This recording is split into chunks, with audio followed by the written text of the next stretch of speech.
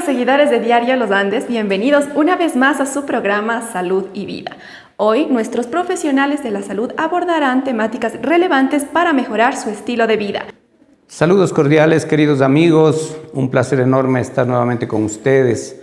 Quiero expresarles el agradecimiento de todo el equipo que hacemos Salud y Vida aquí en Diario Regional Los Andes. Es para nosotros muy importante sus comentarios, les agradecemos mucho por sus sugerencias y la idea es que sigamos mejorando y como ustedes podrán verlo, cada vez invitados personajes de la medicina, personajes de la salud que van a estar acompañándonos con el afán de mejorar su calidad de vida, con el afán de que la información llegue hacia ustedes y en casa podamos vivir un ambiente de cordialidad, un ambiente de serenidad, sabiendo que vamos a superar esta crisis y tenemos que ver la vida de manera muy diferente. Antes de ir ya a nuestro primer segmento, quiero agradecer por este hermoso maquillaje a Carla Ortiz Makeup. Ella es maquillista profesional de la ciudad de Riobamba, así que si usted tiene un evento y quiere que la maquillen, vaya rápidamente donde Carla Ortiz Makeup. Aquí dejamos ya sus números de contacto. Y ahora sí, de forma rápida, damos la bienvenida al doctor Eduardo Silva.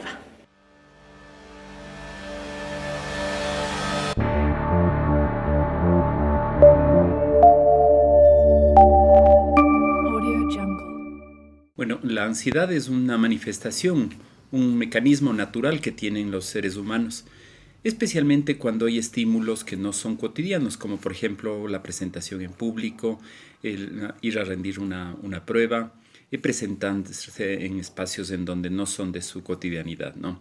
Y cómo se manifiestan, cómo se expresan, por ejemplo, en nerviosismo, en sudoración de las manos, en taquicardia en algunas personas, también en un cansancio extremo, ¿no? Eso sí, el problema es cuando ya se convierten en temas más recurrentes, diarios, ¿no? Que no requieren de esos estímulos para que se presenten. Esto puede estar avisorando tal vez los inicios de alguna enfermedad más complicada.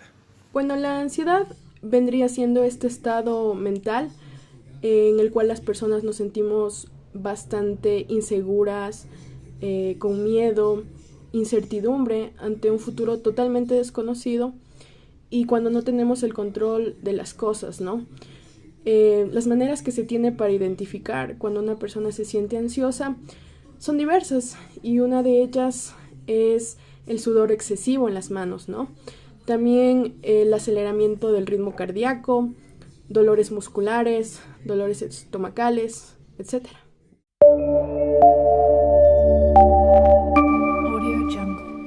Y ya está junto a nosotros el doctor Eduardo Silva, con quien hablaremos sobre la ansiedad y depresión post-COVID-19.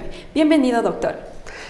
¿Cómo está, Lejito? Un gusto saludarle. Un tema muy interesante, muy relevante por la situación real negativa que hemos atravesado en confinamiento.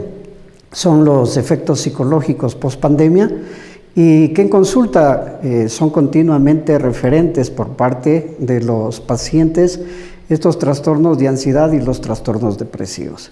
Justamente en lo personal puedo decirlo, creo que en esta emergencia sanitaria muchos de nosotros hemos vivido esto llamado la ansiedad, ¿no? Pero ¿cómo podemos detectarlo y todo? Bueno, vamos a hablar más adelante, pero quisiera que ya como una definición nos pueda decir qué es la ansiedad.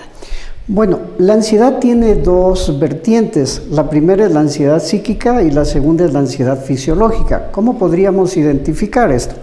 En el caso de la ansiedad psíquica son pensamientos, preocupaciones que nos inundan la cabeza y que se convierten en esos pensamientos obsesivos que uno no se puede sacar.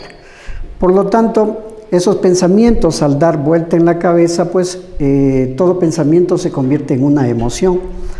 Y a nivel del cerebro se produce en las neuronas químicos o péptidos que bajan hacia el organismo y cuando bajan al organismo se produce el efecto fisiológico en el organismo. ¿Cómo es esto? Para entenderlo, por ejemplo, si tenemos pensamientos negativos de preocupación, se va a producir químicos que pueden bajar hacia los músculos intercostales. Por lo tanto, se produce hipoxia del tejido muscular y la contractura de los músculos intercostales. Entonces, cuando voy a respirar, me cuesta respirar, parece que me ahogo. O tengo dolores precordiales por la contractura y aprieta el corazón y uno siente los latidos más superficialmente. Entonces yo me preocupo porque pienso que tengo problemas de respiración o problemas pulmonares o que tengo problemas cardiovasculares. Entonces acudo desesperadamente a los especialistas en esas áreas y obviamente les hacen los exámenes correspondientes y les indican que no tienen nada, simplemente son desencadenamientos emocionales que se vierten en el organismo. Justamente mencionaba el hecho de que en el confinamiento como tal, muchas personas cayeron en este estado de ansiedad.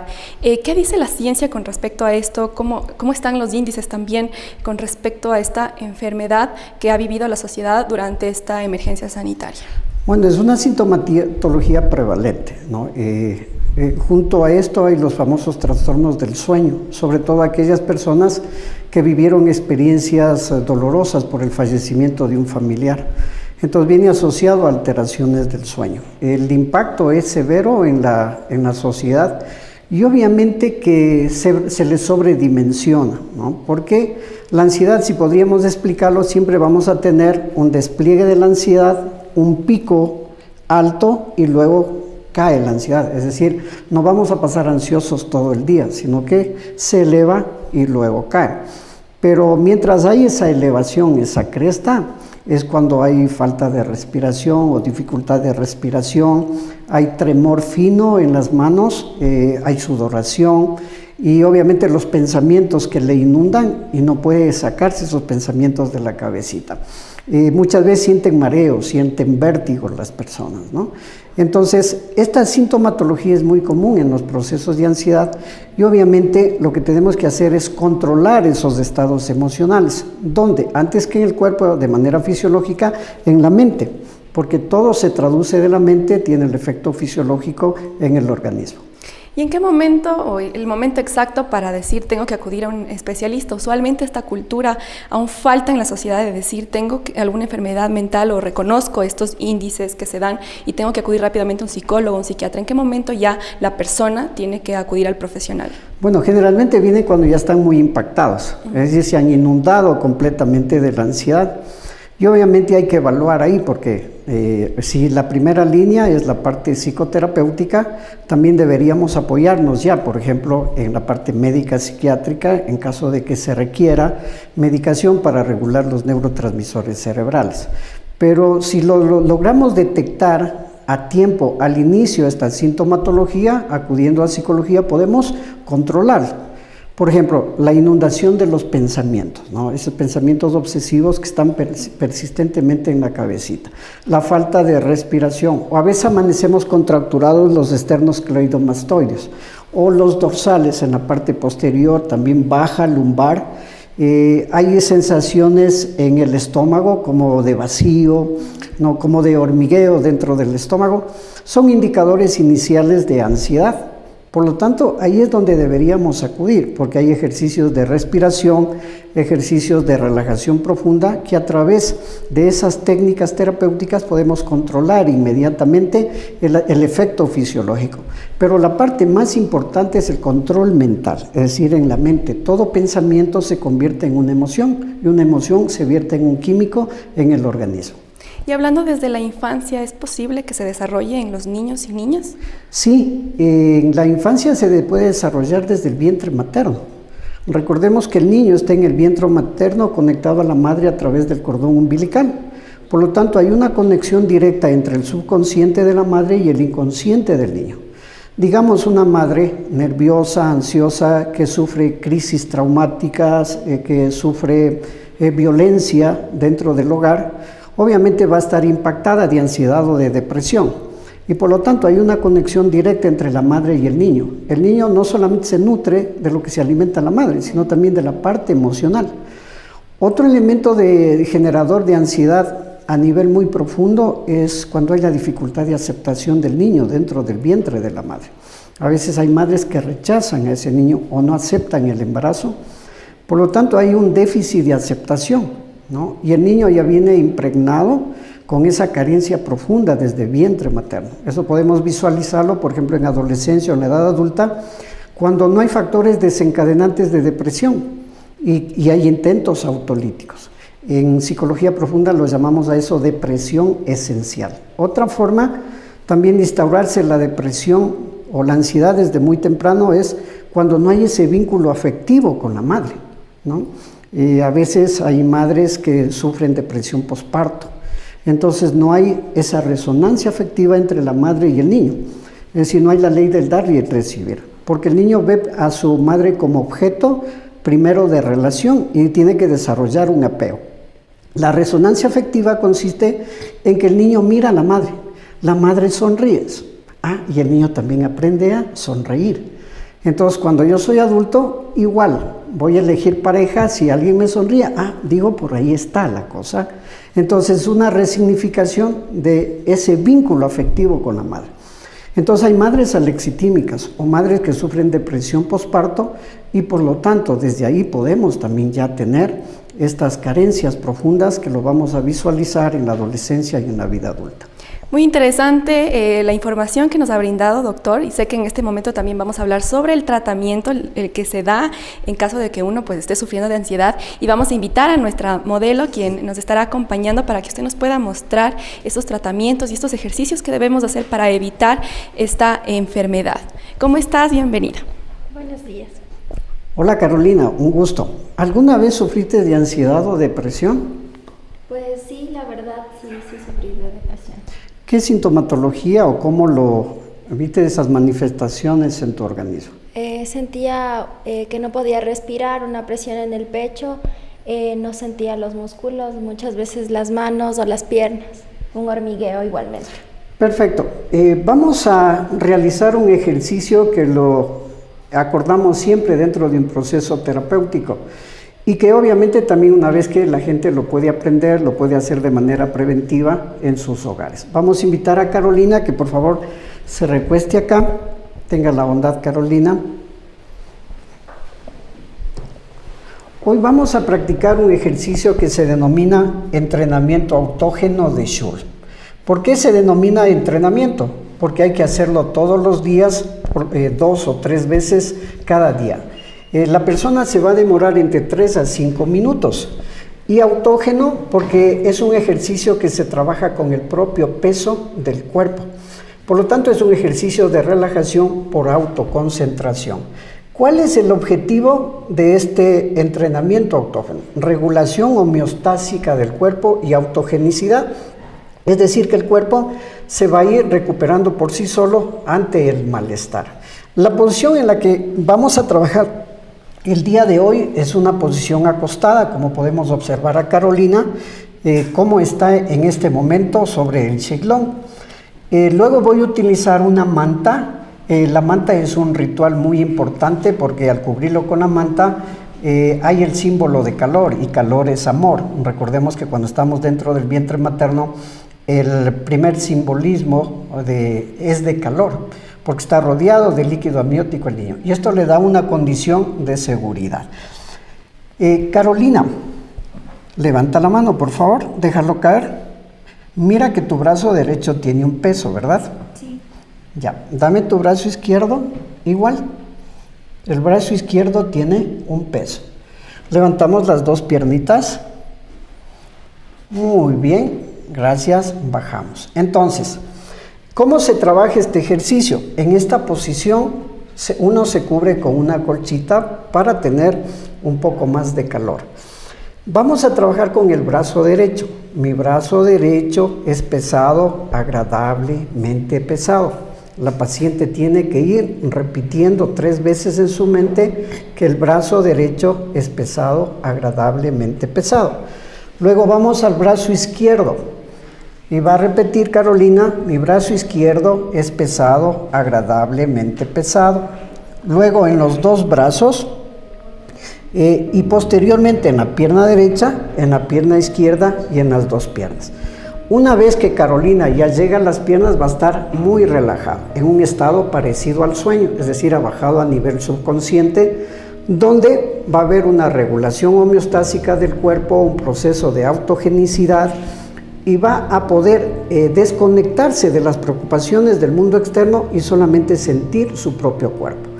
Muy bien, Vamos a hacer el ejercicio. Vamos a empezar en este momento. Vamos a cubrirle adecuadamente a Carolina.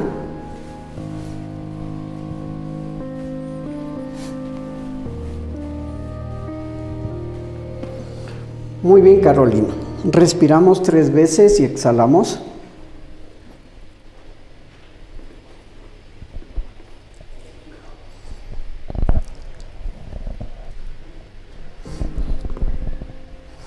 Muy bien, cierre los ojos. Desde este momento se va a concentrar en mi voz. Solamente mi voz es importante en este acompañamiento. El resto de ruidos serán irrelevantes. Concéntrese en el brazo derecho. El brazo derecho es pesado, agradablemente pesado. Repita en su cabecita 3 veces. Mi brazo derecho es pesado, agradablemente pesado.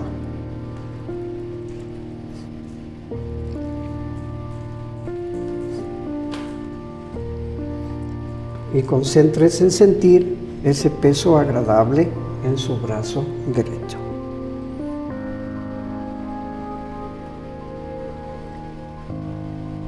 Concéntrese ahora en el brazo izquierdo.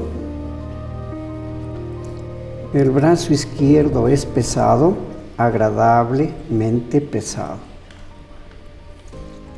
Repita en su cabecita 3 veces. Mi brazo izquierdo es pesado, agradablemente pesado.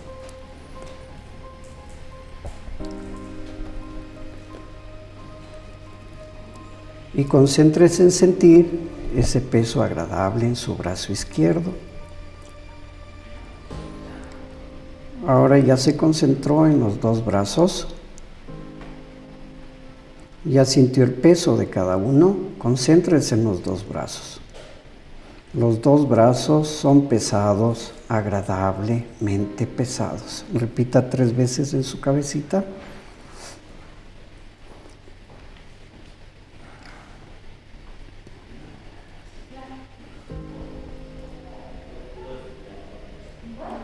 Y concéntrese en sentir ese peso agradable en sus brazos.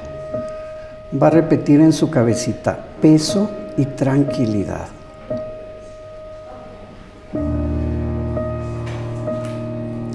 Y concéntrese en sentir ese peso y esa tranquilidad en su cuerpo.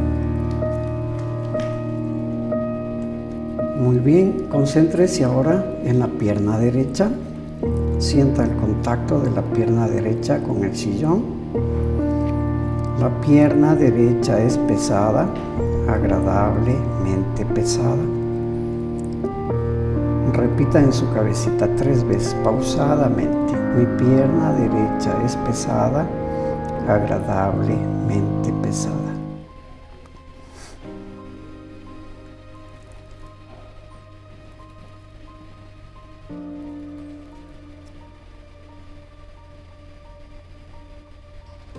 Y concéntrese en el peso de la pierna derecha. Ahora trasladamos el peso a la pierna izquierda.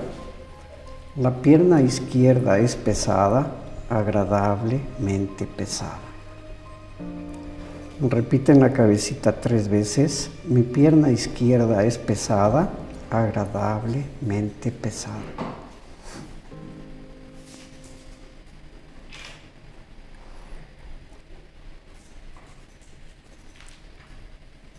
Y concéntrese en sentir ese peso agradable en sus piernas. Ahora que sintió el peso de cada una de sus piernas, concéntrese en las 2 piernas. Las 2 piernas son pesadas, agradablemente pesadas.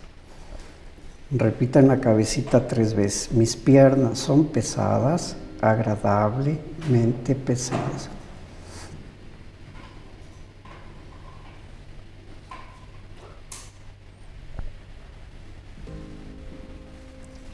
Brazos y piernas son pesadas. Todo el cuerpo es agradablemente pesado. Concéntrese en sentir cómo cada célula de su cuerpo respira energía de vida, energía de paz, energía de tranquilidad.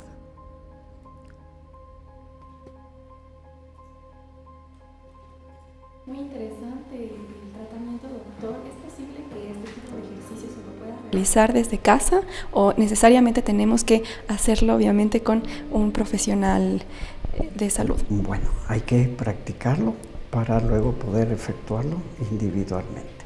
Bien, ahorita estamos realizando una relajación profunda vacía, es decir, solamente relajación, porque en terapia en este momento podríamos ya trabajar traumas, trabajar conflictos, crisis emocionales que la persona, porque ahorita ya estamos a nivel subconsciente. Entonces, en este momento ya terapéuticamente se trabaja dentro de la terapia, sobre todo con traumas, eventos muy profundos, impregnaciones desde muy temprana edad que el paciente ha tenido. En este momento vamos a hacer la reversión, es decir, observamos que pusimos el peso desde los hombros hacia las piernas y ahora vamos a quitar el peso porque si no la paciente se queda dormido y con sueño. Dentro de instantes voy a decir que abra los ojos, Carolina, y va a estar muy bien. Cada día que llegue a casa se relaja y se duerme profundo en un estado agradable, seguro y bueno. Concéntrese en los pies, son livianos con movimiento. Concéntrese en las piernas, son livianas con movimiento. Concéntrese en la cadera y el vientre, son livianos con movimiento. El pecho es liviano con movimiento. Hombros y brazos son livianos con movimiento. Está muy bien, aquí y ahora. Podemos abrir los ojos. Muy bien. ¿Cómo se siente, Carolina? Tranquilita, relajadita. Muy bien, hemos terminado el ejercicio. Ahora vamos a hacer la salida. Carolina, ponemos los pulgares, cerramos los puños y hacemos este ejercicio 3 veces. Vamos fuerte. 1, 2, 3. Muy bien, le vamos a invitar a Carolina que se levante. Bien, flexione el cuerpo, mueva el cuerpo. Hacia adelante, perfecto. Muy bien. Vamos a girar hacia la cámara, Carolina. Observamos que no estemos mareados. ¿Estamos muy bien, Carolina? Perfecto, nos levantamos. Muy gentil, gracias. Bien, como acaba de ver, es un ejercicio muy sencillo que se lo puede practicar en casa cotidianamente y los efectos son maravillosos, ¿no? Para restablecernos de ansiedad, de depresión, sirve para recuperar el sueño o para personas que tienen trastorno del sueño. Es un ejercicio realmente muy bueno para todos estos estados de salud mental. Y para ir culminando, doctor, ¿cuántas sesiones se requerirán en caso de que la persona pues esté ya muy grave en el tema de ansiedad y acuda al médico de salud, al psicólogo? ¿Cuántas sesiones son necesarias para poder sentirse bien? Bueno, generalmente trabajamos en psicoterapia breve, que son entre 8 a 12 sesiones.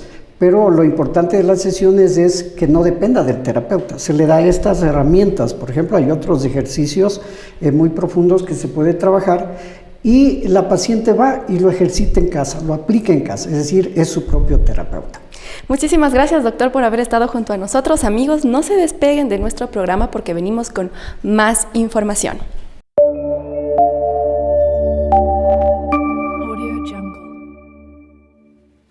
Amigos seguidores, y retomamos nuestro segmento de salud y ya está junto a nosotros el doctor Ángelo Tapia, quien es cirujano oncólogo, y hablaremos de un tema importante como es el Día Mundial contra el Cáncer. Bienvenido, doctor, a este espacio. Muchas gracias, Alejandra. Gracias por la invitación, ¿no?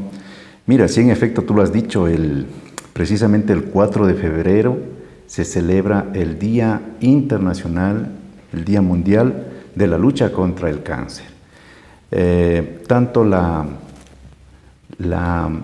Organización Mundial de la Salud, así como ciertos centros de investigación sobre el cáncer, han definido y han determinado que este día precisamente sea asignado como un día especial para recordarnos a todos que podemos prevenir esta enfermedad. Y justamente el cáncer sigue siendo pues una enfermedad que no la entendemos y sería bueno también, doctor, que nos pueda explicar qué es el cáncer. Sí, mira, el tema cáncer en general pues es muy amplio, ¿no? Y para comprender de mejor manera nosotros podemos decir que el cáncer no es otra cosa que un crecimiento de células anormales y que este crecimiento descontrolado de células determina la formación de los nódulos o tumores, que en este caso van a ser unos tumores malignos representados por el cáncer. Y siempre queda esa duda, ¿no? A veces nosotros, la sociedad que desconocemos de la enfermedad, justamente tenemos miedo de tenerla. ¿Y cuáles son esos síntomas de alarma que uno tiene que tener en cuenta para poder ir al doctor rápidamente? Claro, mira, lo que sucede es que el cáncer en forma general es asintomático. Cuando recién se está formando no da ningún tipo de síntomas. Eso hace que lamentablemente el cáncer sea diagnosticado en fases avanzadas en donde las probabilidades de curación son mínimas. De ahí que es importante acudir a un chequeo, a un control médico sin necesidad de tener síntomas. ¿Sí? Hacerse un control médico, y estamos hablando a personas mayores de 40 años de edad y con mayor razón si de pronto hay antecedentes de familiares con cáncer. Síntomas dependerá de cuán avanzada está la enfermedad.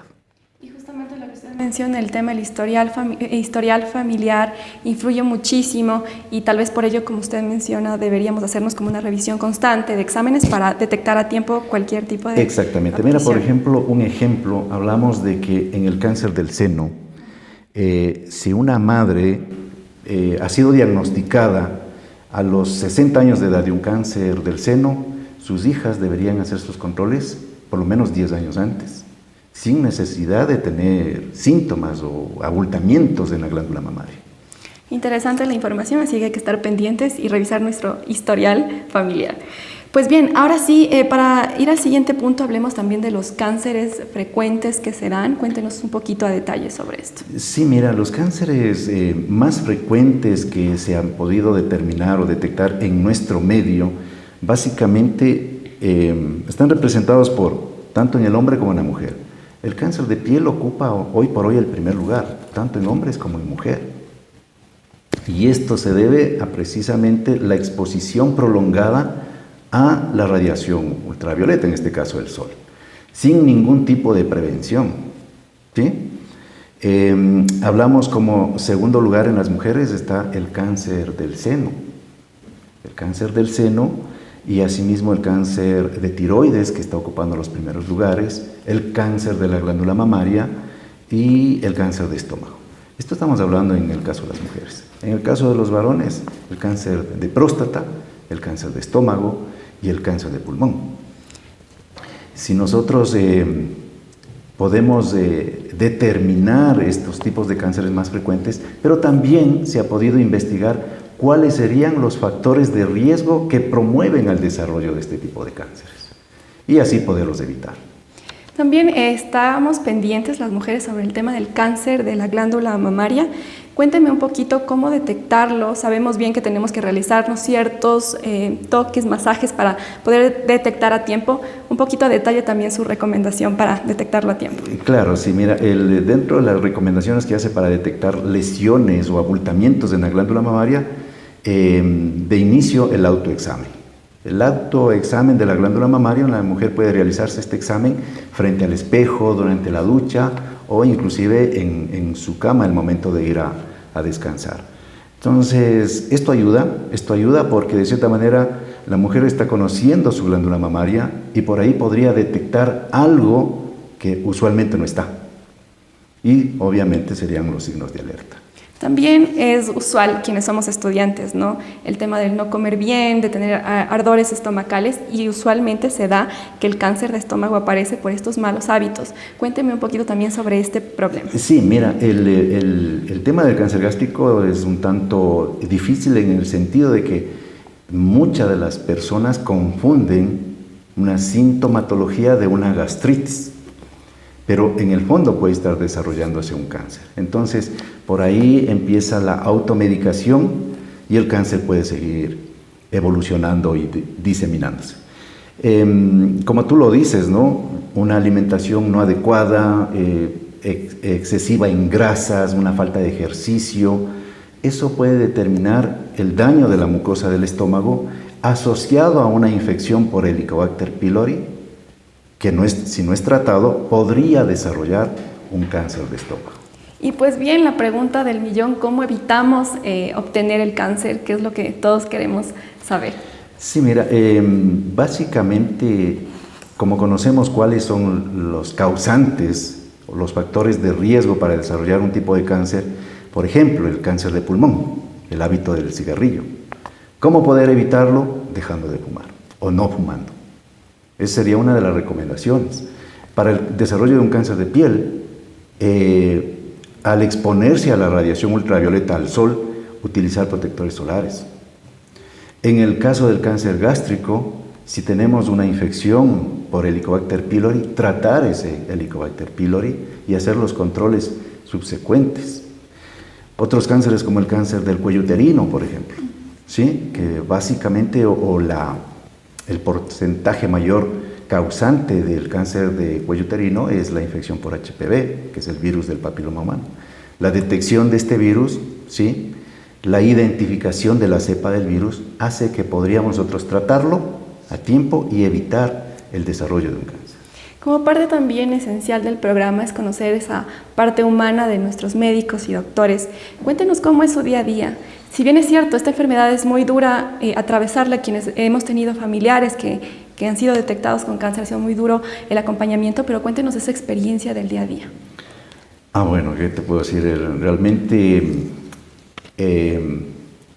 es gratificante cuando nosotros podemos ayudar a un paciente y sobre todo hacemos un diagnóstico temprano con tratamientos oportunos que determinan la curación del paciente. Es gratificante, pero asimismo está el otro grupo de pacientes en los cuales la enfermedad lamentablemente es diagnosticada en estadios avanzados por despreocupación del paciente o porque buscaron otras alternativas de tratamiento que no son efectivas frente a este tipo de enfermedad y lamentablemente pues el cáncer avanza y el tratamiento que nosotros podamos dar es limitado. Curaciones en cánceres avanzados son muy difíciles y pues de cierta manera nos provoca frustración cuando no podemos ayudar a ese tipo de pacientes.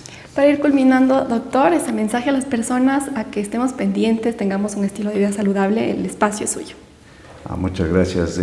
Bueno, el recordarles nuevamente que el 4 de febrero es una oportunidad para nosotros de una u otra manera poder ayudar a esta gran lucha que es contra la enfermedad que es el cáncer. No necesariamente debemos esperar que exista síntomas para acudir al médico, sino que deberíamos hacernos un chequeo, más todavía si existe en la familia antecedentes de cáncer. Entonces, mi invitación para que asistan a un chequeo médico, a un control médico, y pues así poder descartar enfermedades graves como esta, que es el cáncer, o si no, hacer un diagnóstico inicial para poder garantizar una curación. Muchísimas gracias, doctor, por estar junto a nosotros. Igual, amigos, continuamos con nuestro programa con los siguientes temas.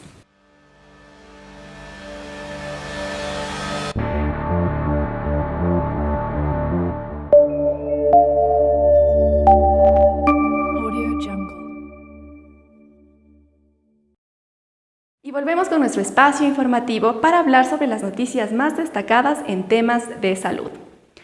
Reportan el nivel de estrés más alto de pandemia COVID-19. Más del 80% informan emociones asociadas con el estrés prolongado, según la encuesta Stress in America.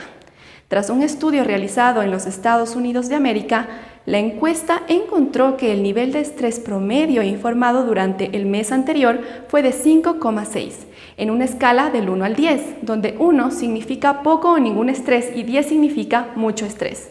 Esto es más alto que los niveles de estrés informados en las encuestas de 2020 desde abril. Por lo tanto, no sorprende que el 84% de los adultos informaron haber sentido al menos una emoción asociada con el estrés prolongado en las 2 semanas anteriores. Los más comunes fueron los sentimientos de ansiedad, tristeza e ira.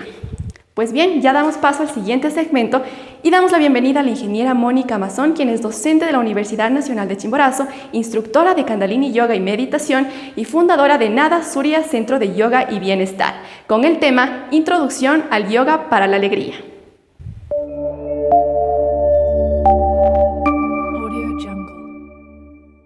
Gracias, Alejandra. El día de hoy vamos a hacer una introducción a lo que es el yoga.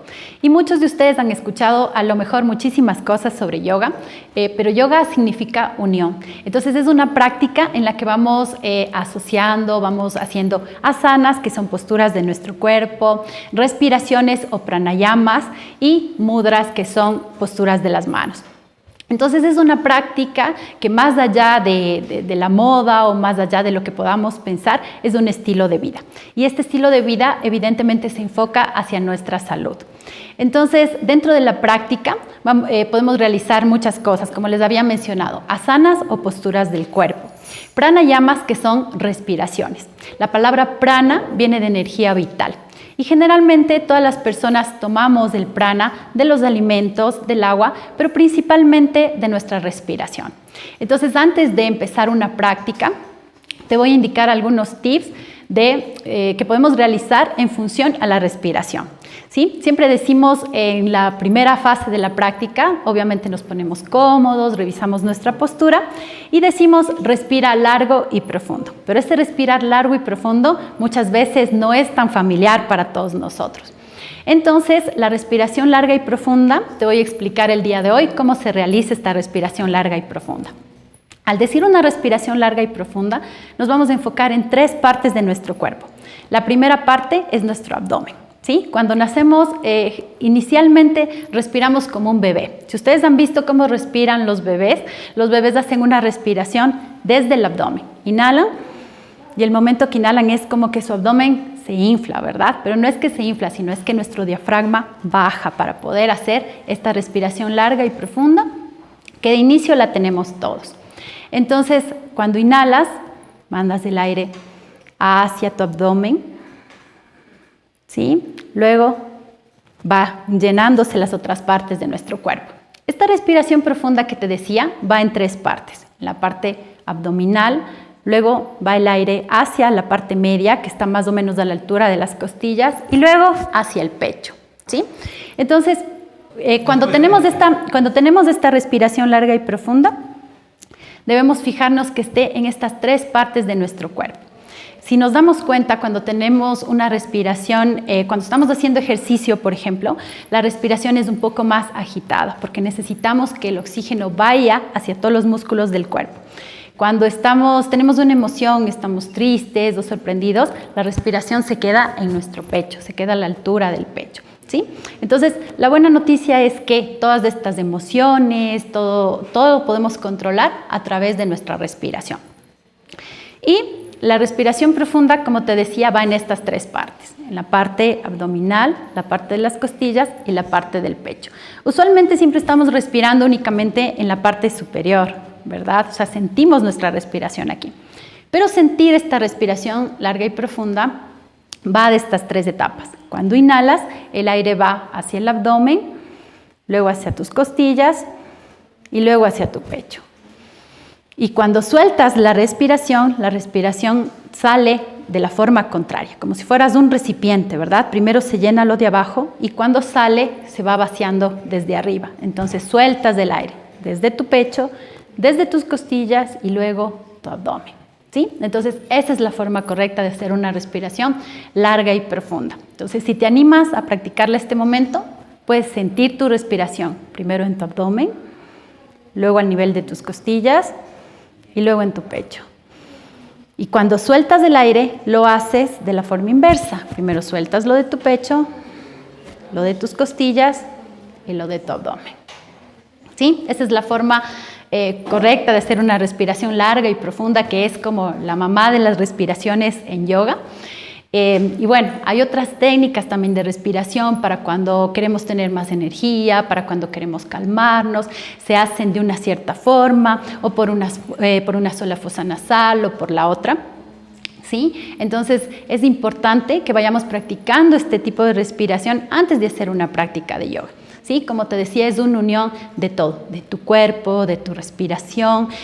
También otra creencia que tenemos sobre la práctica de yoga es que necesitamos ser o muy flexibles o tenemos que tener ya una experiencia previa, y no. Tu cuerpo es muy sabio, siempre tienes que escuchar a tu cuerpo, cómo se va a mover, la flexibilidad que vas a tener. Entonces, eso se va desarrollando poco a poco. Esos no son impedimentos para que tú realices o desarrolles tu práctica. ¿Sí? Eso ha sido todo por hoy y la próxima vez nos vamos a ver con más tips sobre yoga.